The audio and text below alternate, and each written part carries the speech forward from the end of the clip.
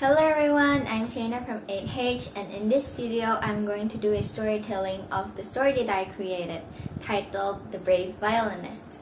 Let's get started.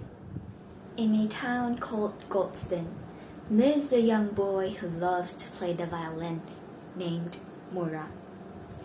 The sound from the strings being fiddled, fingers swiping the bow, delivering the waves of sound, made him deeply fascinated. And every day he practiced, he was very, very passionate to become a violinist one day. Today is the last PE lesson. We're going to play basketball for the final test score, said the PE teacher. In the case of playing basketball, it'll only get Mura hesitating and thinking that he isn't capable. So, the basketball match was divided into several groups, and Mura got the last one. As the countdown continues ticking, he trembled in nervousness and sweat until it was finally his turn to play. Everything went normal at first, but as he worries too much, he hesitated himself to the point where he made a big mistake. He injured his hands. He was later brought to the hospital to do an x-ray on his wrist. Unfortunately, the doctor told him that the ligaments on his wrist and finger were ripped apart badly. Mura felt like living in a nightmare, afraid, thinking that he won't be able to play the violin anymore again. It was afternoon. Dragging his feet across the floor with his violin on his back as if a wrecking ball is tied onto his feet. Mura had just come back from school. He locked himself in his room and sat while staring at nothing. Then a knock could be heard on his door. Mura, come out. Let's take care of your hands, said Alaska, his older sister. Mura only replied with a sigh, unwilling to come out. Alaska continued. Mama had also prepared some of her favorite cookies downstairs, so please come out. Look, I know what you're feeling right now. You feel hopeless upon your dream. This reality is realistically hitting, but have you ever considered to try yourself once again? Nothing is impossible, they say. All of a sudden, Mama screamed with her all might. Strangely, when Mura and Alaska went to check, all they could see was an empty living room, accompanied by the loud bang of thunder. Both of them went into mute, and Alaska told Mura, "You'll go check in front and I'll check the back." While holding his breath, Mura steadily walked into the kitchen with his violin bow. At first, he heard faint taps of walking, and then a sudden running. It turns out that the sounds were coming from the back, which is where Alaska is. He ran as hard as he could, but Alaska was already gone. Filled with anxious question marks on his face, and gazing at the flying specks of dust, he could do nothing. Out of nowhere, a black dark mist crept out of the ceiling and captured him as fast as a flap of a hummingbird. As he opened his eyes, he was already in another misty world filled with thousands of other people.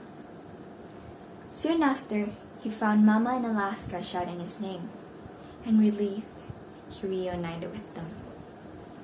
Suddenly comes a loud bang. Listen, humans, I, Caligo, shall enjoy a game full of jollification, said the evil spirit. The darkness then slowly spread amongst the people and triggered them into immediate sleep. It reminds them of their biggest, scariest, and deepest fear. As for Mura, he dreamed of himself being desperately unable to play the violin again. Only those who have the great consciousness can escape from this nightmare. Mura was devastatingly hopeless at the time, but he still has a disbelief upon finishing his love for the violin. And it grew bigger and bigger, and he had woken himself up. He looked around, only to find that everyone's asleep with screaming noises. He tried to wake Mama and Alaska up, but it was useless. They were deep in the deepest fear. Mura was the only one who wasn't asleep. Clueless amid of sleeping bodies, Mura had no idea what he should do. Until a singer was singing her lungs out as she fears to lose her voice.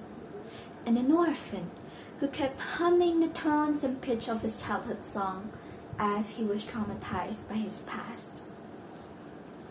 As Mura observed Caligo, he thought, why did the Caligo groan when they sang? He thought deeply, trying to find out the weakness of Caligo. Then the light above his head turned on. He discovered that Caligo's weakness is music. I can play the violin. Wait, I can't because my hands. But I must save these people. Mura couldn't even place his violin under his neck. But he remembered what Alaska had told him, and that he strengthened his will. And there he goes, playing the violin. It was marvelous. The Caligo groaned and some people woke up. It weakens the darkness effect, Mura shouted. Sing! Everybody sing! He shouted again.